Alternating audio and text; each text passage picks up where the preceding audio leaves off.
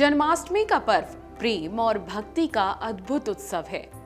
जब जब हम श्री कृष्ण का जन्मदिन मनाते हैं, तब तब उनके जीवन की अनगिनत लीलाओं और भक्तों के साथ उनके संबंधों की कहानियां हमारे मन को आनंदित करते हैं। क्यों लगाया जाता है भगवान श्री कृष्ण को 56 भोग? चलिए विस्तार से जान लेते हैं। ब्रज भूमि में एक समय की बात है, वर्षा ऋतु का आगमन हुआ था और गांव के लोग बड़े उत्साह से इंद्रदेव की पूजा की तैयारी कर रहे थे।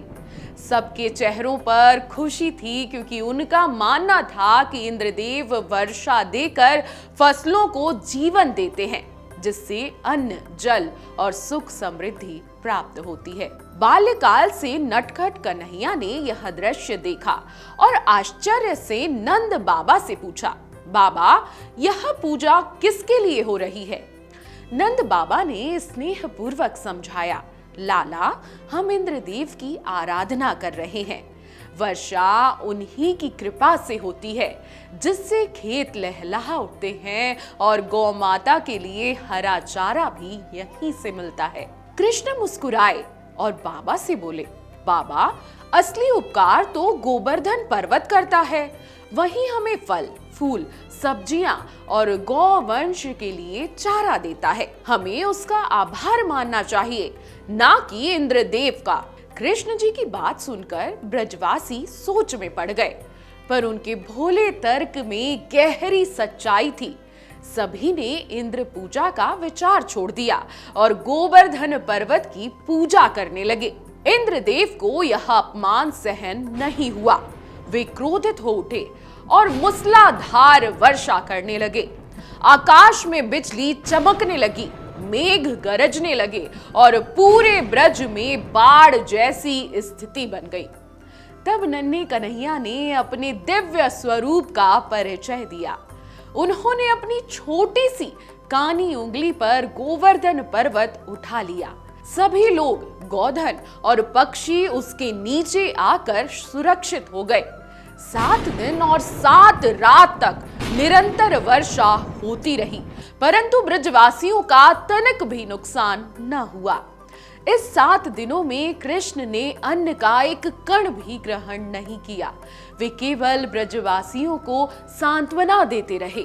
वर्षा थमने के बाद जब गोवर्धन पर्वत को उन्होंने धरती पर स्थापित किया, तो माता यशोदा ने अपने लाल को गौर से देखा। उनका मन करुणा और वात्सल्य से भर आया। माता को याद आया कि प्रतिदिन वे कन्हैया को 8 बार भोजन कराती थी। सुबह, दोपहर, शाम, रात और बीच बीच में लाड़ से अलग अलग पकवान खिलाती थी। 7 दिन तक बिना खाए कन्हैया ने पर्वत थाम रखा था।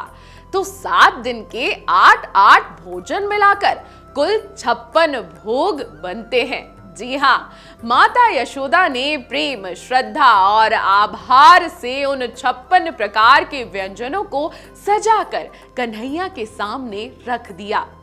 कृष्ण ने हंसते हुए प्रेम पूर्वक वह भोग स्वीकार किया और तभी से 56 भोग की परंपरा आरंभ हुई।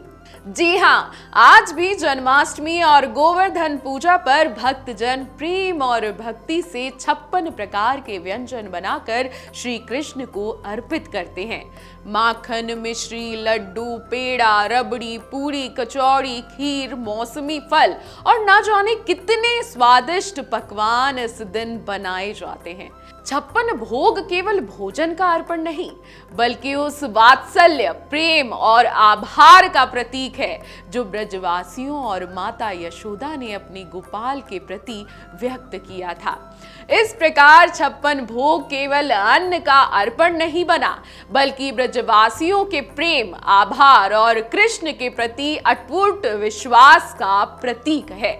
जब हम श्री कृष्ण को 56 भोग लगाते हैं, तो वह केवल उनकी भूख मिटाने के लिए नहीं, बल्कि उस दिव्य कथा को स्मरण करने के लिए है, जिसमें उन्होंने अपने भक्तों की रक्षा के लिए 7 दिन तक गोवर्धन पर्वत थामे रखा। यह परंपरा हमें याद दिलाती है कि सच्ची भक्ति में केवल पूजा पाठ नहीं, बल्कि प्रेम, कृतज्ञता और समर्पण की आवश्यकता है।